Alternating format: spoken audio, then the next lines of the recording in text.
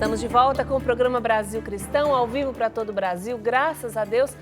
Hoje nós estamos sobre a proteção de Santa Teresinha do Menino Jesus e da Sagrada Face, não é?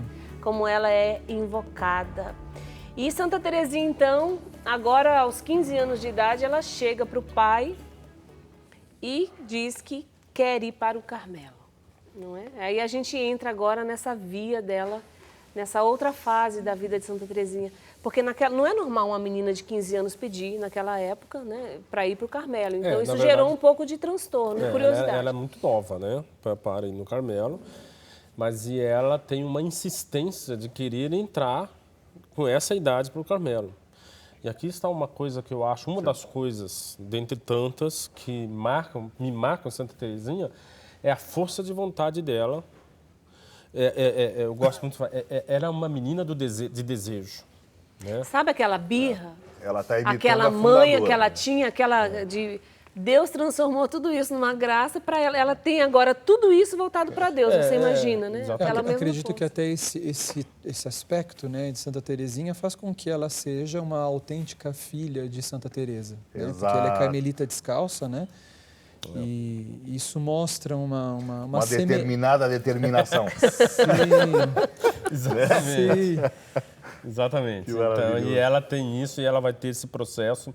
Primeiro ela vai ter uma insistência, primeiro ela vai pedir para o pai, vai ter que ter autorização do pai, depois ela vai ter que ter autorização do tio, porque o tio, que era o irmão de Zélia, da mãe, tinha uma influência muito grande ali na família, e ele vai ser muito resistente no primeiro momento.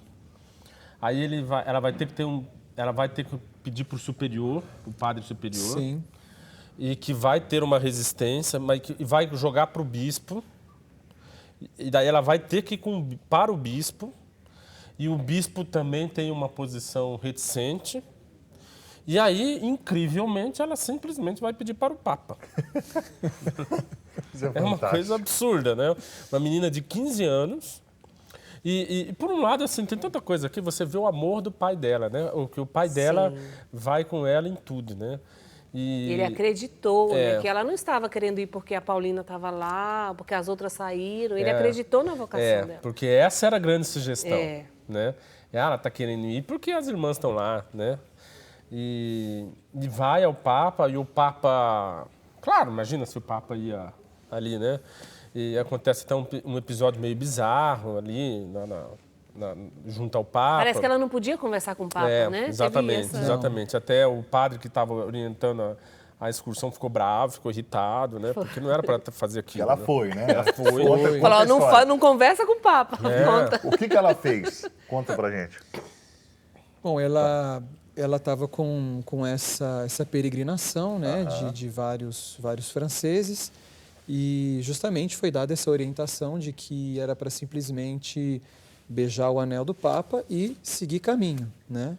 E ela beija, mas ela faz um pedido, né, pro Papa, e no fundo ela é retirada, né? Ela é retirada porque não era para ela ter essa postura, né? Retirada à força. O Papa fala, eu não estou entendendo nada que está acontecendo, porque ela fala, Santo Padre, eu queria pedir a sua permissão para me deixar entrar ao Carmelo com 15 anos. Tipo assim, vou falar rápido, né? Antes que alguém me tire daqui. A ocasião não era mais oportuna, digamos assim, porque um assunto como esse, você precisa ter tempo para explicar. E o Papa não ia ter condições de conhecê-la suficientemente ali para...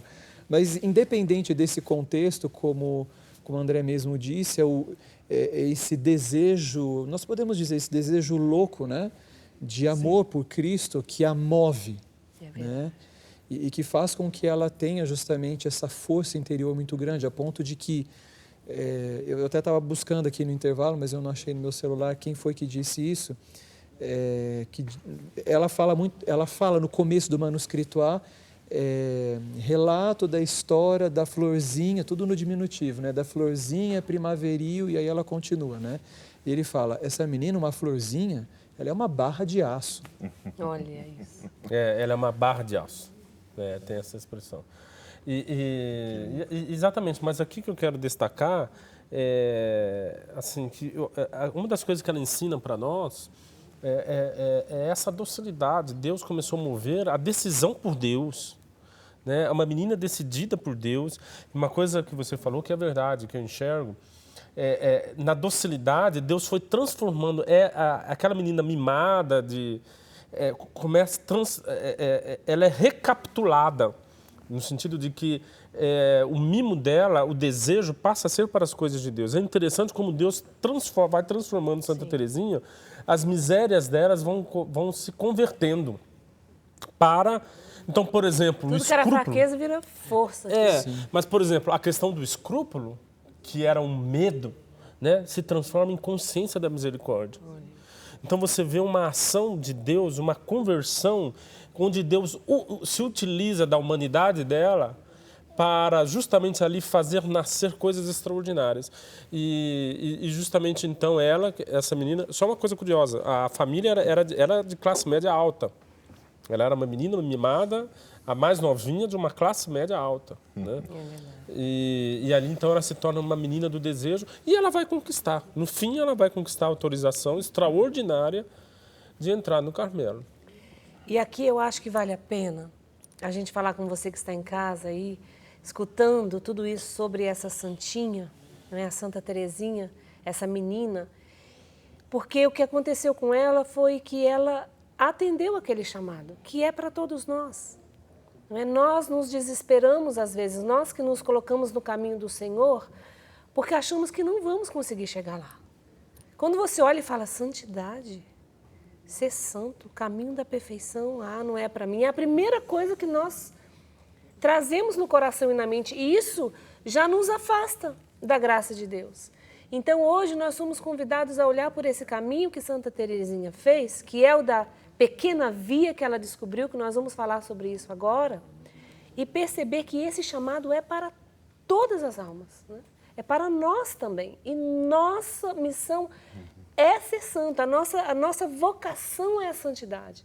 Então nós não temos o direito de dizer, a santidade não é para mim. Sim, isso é muito importante ser dito.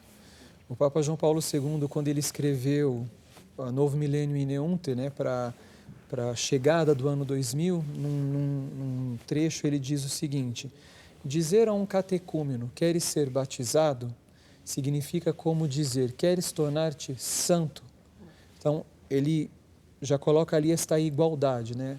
O batizado é aquela pessoa que assumiu para si um caminho de santidade, porque ser santo é assumir o evangelho para a sua vida. Não é uma coisa opcional, uma coisa acessória. Se der, eu vou ser santo. Eu quero seguir a Cristo, mas se der, eu vou ser santo. Não existe isso. Eu sigo a Cristo, vírgula, então sou santo, devo ser santificado por Deus. Buscar a santidade. Buscar a santidade. Então não é um adendo no caminho da vida cristã. Né? E ela nos mostra isso, Santa Teresinha. Eu queria perguntar o que faz essa... Muito bem, nós conseguimos enxergar com certa facilidade, ver nela uma santa, ver nela uma pessoa de um amor grandioso por Deus Nosso Senhor, um amor imenso pela bem-aventurada Virgem Maria, que agora passa a ter uma experiência dela como a mãe que nunca mais vai embora, né? Mas a minha pergunta é, disso a doutora, né? O que é que ela deixou para que a igreja olhe para essa menina que aos 24 anos falece, né? E diga, essa pérola é uma doutora da fé. Eu queria que nós falássemos sobre isso. Olha, como um ponto de partida, né, o que eu começaria dizendo é que Santa Teresinha, ela parte da sua verdade, de quem ela é. Isso até, não sou só eu que digo, o Papa João Paulo II, ele diz isso na Carta Apostólica, que declara Santa Teresinha como doutora da Igreja. A primeira coisa, ela parte de quem ela é. Só que quem ela é, e ela mesma reconhece, ela é pobre, ela é fraca, ela é sem dons, ela é sem virtudes, e ela repete isso incessantemente. Né? Algo que me chama muito a atenção é quando ela entra no Carmelo, tudo isso fica muito evidente, porque, veja, uma menina mimada, que não fazia nada em casa, porque não deixavam ela fazer, e ela entra num ambiente de austeridade. No contexto de jansenismo. De jansenismo. E, assim, a gente precisa abrir um parênteses grande, o Carmelo no qual ela entrou era um Carmelo com um ambiente extremamente rude. Muitas das irmãs vinham da zona rural, eram mulheres que tiveram uma vida dura. Então, no trato, não tinha a delicadeza do pai e das irmãs, eram irmãs rudes no trato. E tem até um episódio, né, que ela deram como uma das funções dela varrer os corredores do Carmelo, e dentre os detalhes, né, digamos, da tarefa, além de varrer, ela tinha que tirar as teias de aranha, ela morria de medo de aranha.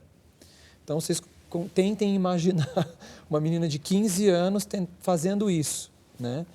E a ponto de que a própria Madre Priora, né, a Maria de Gonzaga, né, quando ela entrou, ela andava pelos corredores e falava assim, vê-se bem que esse corredor foi varrido por uma menina mimada. Né? Então, ela foi muito humilhada. Essa irmã ajudou no processo de santificação dela. Mas com certeza. Só que, além da verdade, né, ela teve um segundo ponto. Né? Ela acreditou nas intuições que ela vivia. Porque aqui a gente vai ter o quê? Um choque, né, entre como ela entendia as situações, como ela entendia, digamos assim, a sua relação com Deus e o que a realidade exterior vivia. Né? Ela poderia, num determinado momento, falar assim, eu entendi errado, eu preciso mudar. Mas não é isso que acontece. Então, ela vai cada vez mais acreditando, né, nas suas intuições e ela vai mergulhando nisso. E dentro desta experiência, que é isso que a gente precisa dizer, tem então essa descoberta de quem ela é e de quem Deus é. E o problema é que justamente o ambiente que ela vivia, jansenista, mostrava um Deus diferente, um Deus justiceiro, um Deus que punia, um Deus que castigava. E ela não via Deus dessa forma. Para ela, Deus era amor, era misericórdia acima de tudo. A ponto de que ela escreve, ela fala, mesmo se eu cometesse todos os crimes, eu guardaria a mesma confiança. Porque este pecado é uma gota d'água num mar imenso da misericórdia de Deus. Ela não relativiza o pecado dela, porque ela vive uma ascese intensa. Sim. Mas ela tem uma consciência profunda desta misericórdia de Deus, deste amor misericordioso de Deus, que, sobretudo, é um amor que se abaixa. É um amor que se abaixa, é um amor que, como ele é misericórdia, ele tem necessidade, ela dizia, o amor tem necessidade de ser misericórdia. Então, nestas intuições, ela guarda uma profunda confiança de que ela vai atrair Deus na fragilidade dela. A chave de Santa Teresinha é a confiança no amor de Deus. Ela confia no amor de Deus. Né? Tanto, e que esta relação de confiança no amor de Deus faz com que Deus se abaixe e me eleve. Porque a mentalidade era assim, não, é o sacrifício, é a penitência, é a ascese, por esta via que você vai se erguer. Sim. E ela vai entender, não, a minha via não é esta via, porque eu não sou capaz de subir uma escada. Então ela vai, na viagem a Roma, ela vai ver o elevador, e ela vai entender no elevador a imagem desta misericórdia de Deus que se abaixa. E é esta via que ela quer. E ela fala isso, ela fala, Jesus será o meu elevador. Exato. Mas eu gosto de dizer assim, o botão do elevador, isso é eu que falo, tá? O botão do elevador de Santa Teresinha é a confiança. Como é que eu atraio o elevador? É a confiança. É interessante isso, porque ela, num ambiente onde todo mundo estava querendo ter os méritos para apresentar diante de Deus e receber a recompensa, Santa Teresinha decide, neste momento, ela fala assim, então eu vou fazer o seguinte, vou pegar todos os meus méritos e vou pôr nas mãos de Nossa Senhora. Uhum. Ela que se vire. E eu aqui diante de Deus, não vou ter nada para oferecer. Não, ela fala, eu vou chegar diante de Deus com as mãos vazias. Exatamente. Agora, tem uma questão que precisa ser dita também sobre Santa Teresinha doutora, né, do amor. Porque aí que está, Santa Teresinha, ela vai entender a potência do amor de Deus. Ela vai entender a potência do amor de Deus. E ela vai... Tem uma frase que ela fala, que para mim diz muito da doutrina dela. Ela vai dizer assim, a frase é mais ou menos assim: se eu pegar um alfinete no chão, se esse gesto for feito com amor, eu redimo o mundo, eu participo da salvação. Exato.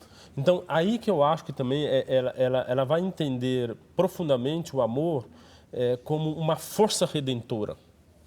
E ela vai entendendo, então, que o caminho, qual que é a via dela? É uma via de confiança que me insere na misericórdia de Deus e que me capacita a viver todas as coisas da vida como amor. Então, ela vai entendendo que eu não preciso fazer grandes coisas para a santidade. Basta eu fazer as pequenas coisas com amor. E ela vai entendendo essa doutrina.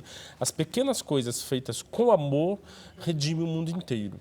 Então, por isso ela vai dizer, a doutrina dela é uma doutrina que desce à mesa do pai de família, porque não é a doutrina dos grandes santos, dos grandes penitentes, dos grandes ascetas, não. É a doutrina da vida de cada um. Olha, talvez seja ousado o que está me ocorrendo aqui, mas eu partilho e vocês podem falar, Fernando, que bobeira que você está falando. Mas justamente porque foram heresias muito parecidas, e como Deus, na sua misericórdia, se usou de santos para combatê-las. Quando a igreja estava mergulhada no pelagianismo, esse monge irlandês, Pelágio, de um homem muito virtuoso, todos os que conviviam com ele viam nele um homem muito virtuoso, né? Mas era justamente isso. O seu ensinamento era que Cristo se apresentava a nós como um exemplo a ser imitado, portanto, nós devíamos, por meio de um processo ascético, de abnegação e tudo isso, nós deveríamos conquistar as virtudes e imitar Cristo, né? Quem o combate é Santo Agostinho, o grande combatente de Pelágio, aquele homem que diz assim, olha, chegou um momento na minha vida que eu entendia o que me era pregado, eu concordava com aquilo que Ambrósio pregava naquele púlpito, mas eu não conseguia fazer uma adesão àquilo. Eu ainda era muito atraído às coisas, eu ainda tinha muito gosto pelos pecados que eu vivia. Então, não era suficiente saber que aquilo era verdadeiro, não era suficiente conhecer que aquilo era verdade. Teve que chegar um dia no qual a maravilhosa graça de Deus o visita. Né? E aquele toma e lê, ele tem o seu encontro com Deus. De um modo análogo, eu vejo que Deus pegou uma menina de 20 e poucos anos para combater um outro gigante. Né?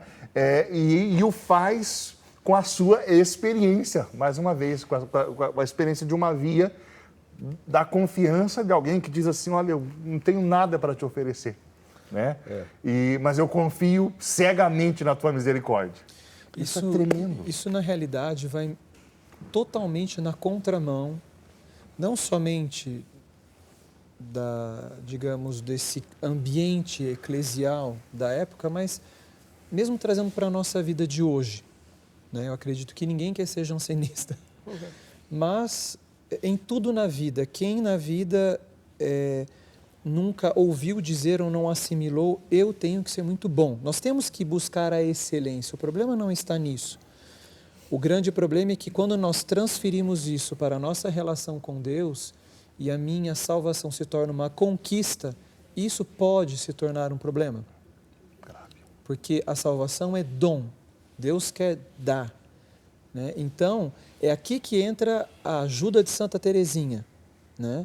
Até eu tenho que eu diria uma parábola dela, que a gente não encontra na história de uma alma e nem nas obras completas. Ela teve uma noviça, Irmã Maria da Trindade, que foi conhecida como a noviça de Santa Teresinha. Tem até um livro que se chama Uma Noviça de Santa Teresinha.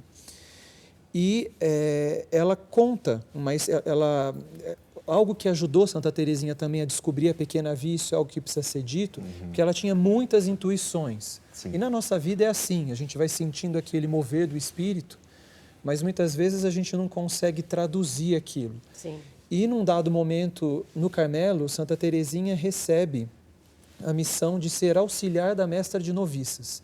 Na prática, era ela que orientava mais as noviças. Então, diante dos questionamentos, das perguntas, ela começou a aplicar, começou a falar da pequena via.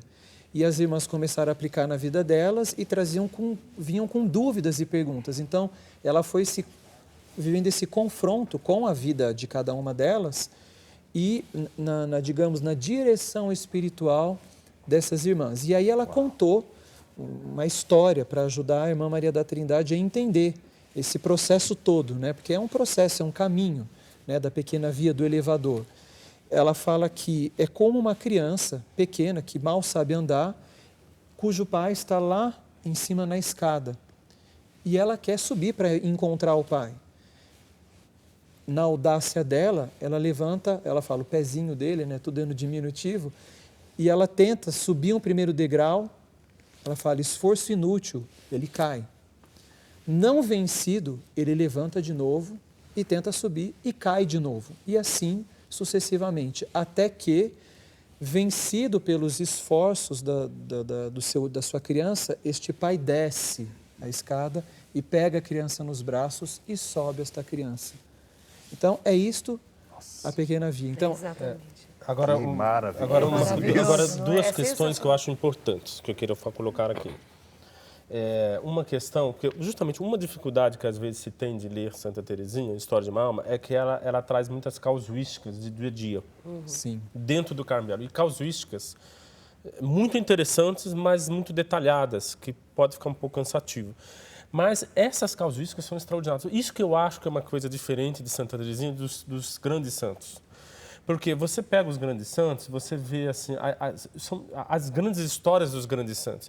Você pega Santa Teresinha, as pequenas histórias de Santa Teresinha, uma historinha besta do dia a dia, e que ela traduz isso como uma história de santificação. Entende? Então, eu acho que isso é muito extraordinário. Santa Teresinha desce muito para a nossa vida, eu gosto de dizer, a cotidianidade de Santa Teresinha, Você está entendeu? me fazendo lembrar quando uma irmã, já bem idosa, pediu para que a Santa Teresinha levasse ela ao refeitório. Exato.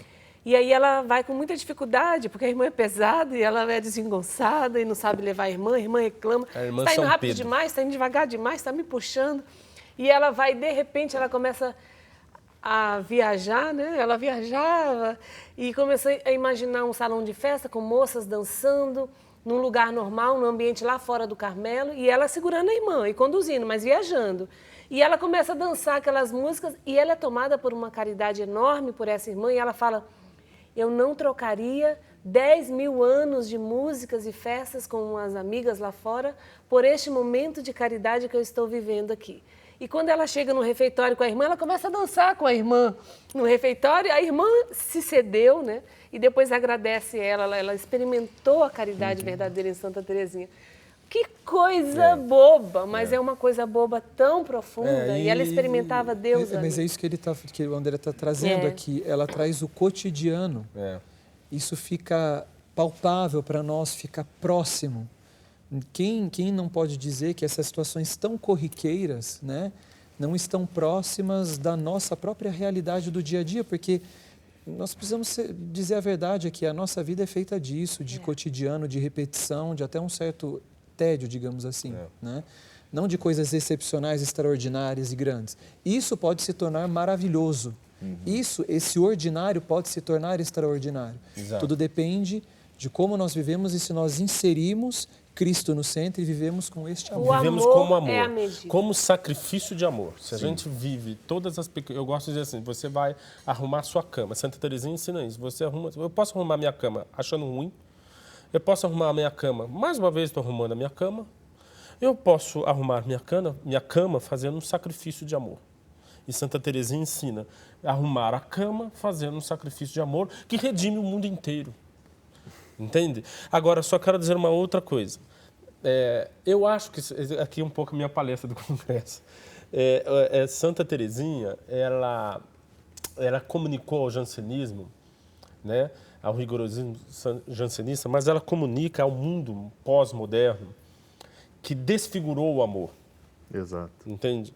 Eu acho que Santa Teresinha fala muito, porque o que é amor? Né? Nós temos um mundo que fala muito de amor, né? Mas, como diz o Bento XVI, né? O amor sem a verdade, ele deforma tanto que ele trai a si mesmo. Né?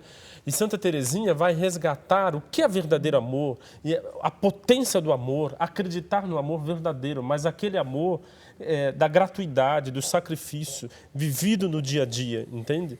Então, eu acho que Santa Teresinha, ela comunica a nós hoje, nos ensina, no mundo que desfigurou o amor, no mundo onde as pessoas falam assim, eu vou casar? Não vou casar porque eu vou me submeter a uma vida com essa pessoa o resto da vida, se amanhã eu não gostar mais dela? E se amanhã eu tiver um conflito com ela? Então, quer dizer, qual é o conceito de amor que você tem? Exatamente. É um conceito muito reduzido. É um conceito, assim, de um certo bem-estar, né? Eu estou com você enquanto a coisa for razoável. Agora, esse é o conceito. As pessoas não acreditam mais no amor. As pessoas não apostam no amor. Reduziram tanto o amor. Olha só que coisa interessante. O homem reduziu tanto amor em uma coisa tão pequena que falou assim, não vou mais acreditar nele também não. Exatamente. Quando o amor é uma graça enorme. Extraordinário. De Deus. O homem reduziu o amor aos afetos. Então, hoje você fala aqui afetos, relações de afetos são relações amorosas. Exatamente. Mas amor verdadeiro, o que é isto? E Santa Teresinha vem dizer, o que é isto? Exato. É esse amor que nos eleva a Deus. Rodrigo, tem participação, vamos né, ver as Fernando? Gente, está participações. cheio de WhatsApp, graças a Deus, vocês aí Vamos dar uma conosco. olhada. Vamos ver então quem está conosco já nesta tarde. Fernando, é todo seu, porque está muito longe. Simone, eu vou pedir para vocês aproximarem um pouquinho mais a TV para mim.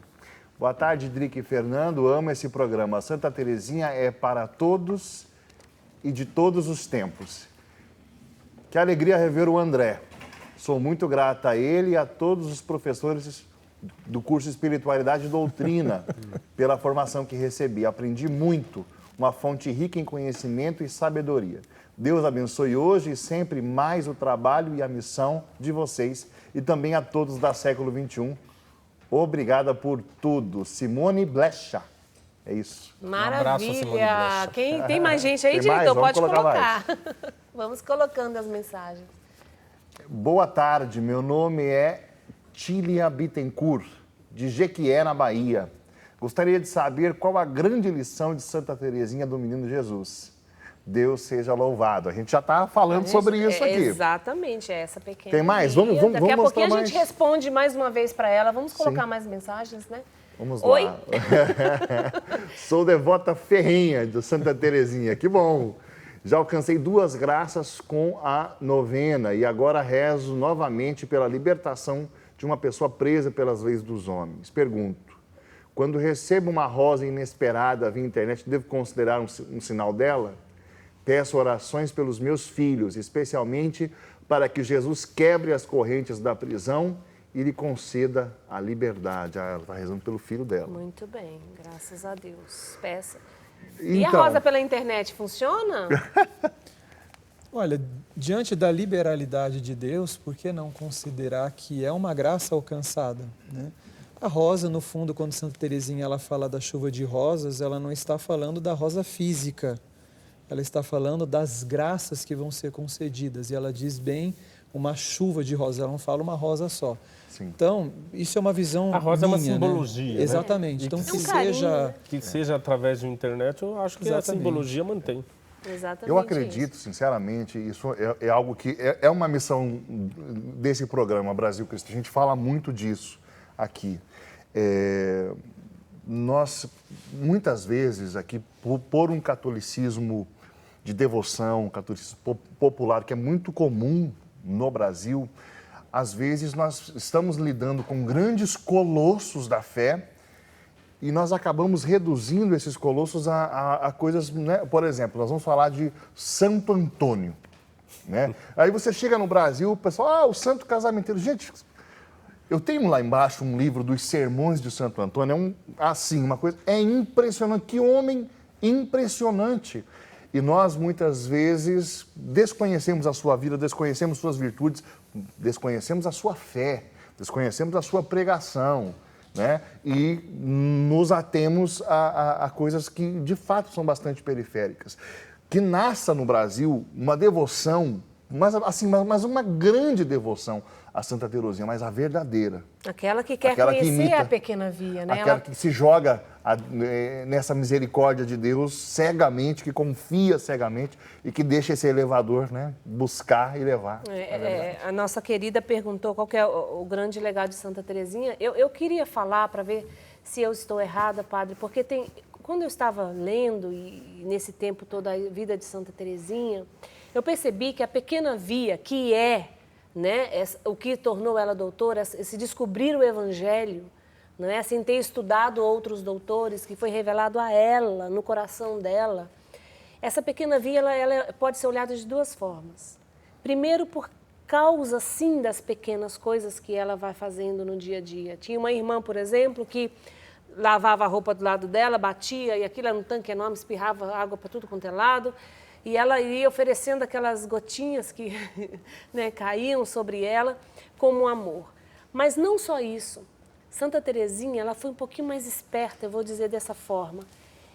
Ela entendeu que essa via ela era rápida para chegar ao coração de Deus. Então, quando se fala pequena via, não é só a santinha das pequeninas coisas. É a santa que descobriu uma via rápida ao coração de Deus, que é o amor.